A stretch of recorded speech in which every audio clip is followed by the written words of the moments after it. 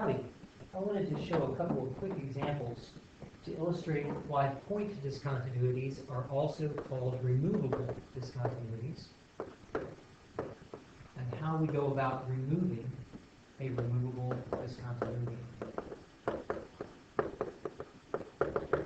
We're going to do that by examining the function f of x equals sine x over x when x is not 0, but k when x is equal to 0. And the question we have now is find the value of k such that f of x is continuous at x equals 0.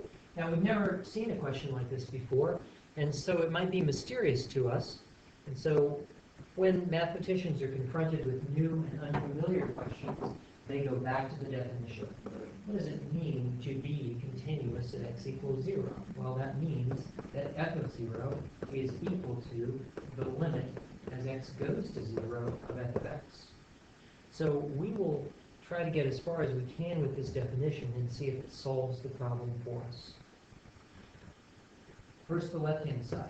If I look at f of 0, that's going to be the value that f has when x is 0, and that value is k. Then the right-hand side. The limit as x goes to 0 is the limit that f has for x's close to, but not equal to 0. And that limit is a famous limit, and we know its value, which is 1. So immediately, just appealing to the definition gave us a clever solution to a problem we had never seen before, and we like that.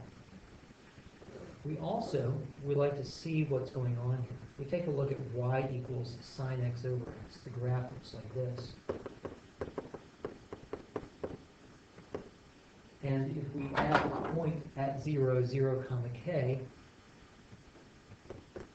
well, clearly, this function is not continuous at x equals 0, but if I slide k down to be equal to 1, now that point fills the hole and makes f to be continuous at x equals 0. And so we say that we have removed the discontinuity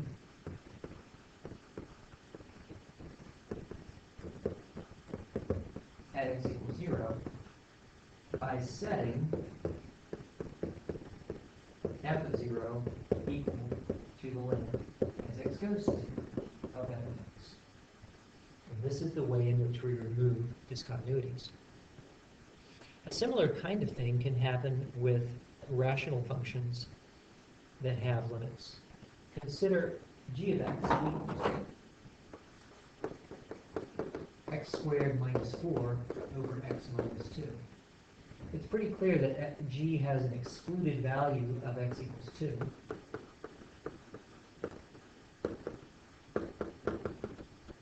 And if I now take a look at the limit as x goes to 2 of g of x, then the form for that limit is 0 over 0,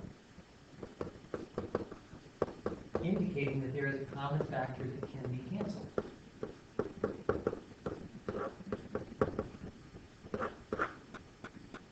And when I do, I get the value 4. Well, so one way that I could remove the discontinuity for g is to define g of x to be equal to x squared minus 4 over x minus 2 when x is not 2, and 4 when x is equal to 2. And by defining g of 2 to be equal to its limit, I have removed that discontinuity. But there's an even simpler way to think about it. Because if you consider what we ended up with for g when we evaluated the limit, we found that g was equal to x plus 2 for all values except for 2. And when x was 2, then g was equal to 2 plus 2. So a simpler way to write the complicated continuous function that we have here is simply x plus 2. In other words, for all x's not equal to 2, g of x looks like that. When we remove the discontinuity, we fill the hole and give ourselves the reduced fraction x plus 2. So this is two different ways to think about removing discontinuities, and mathematicians are often interested in doing that. Hope this is helpful to you.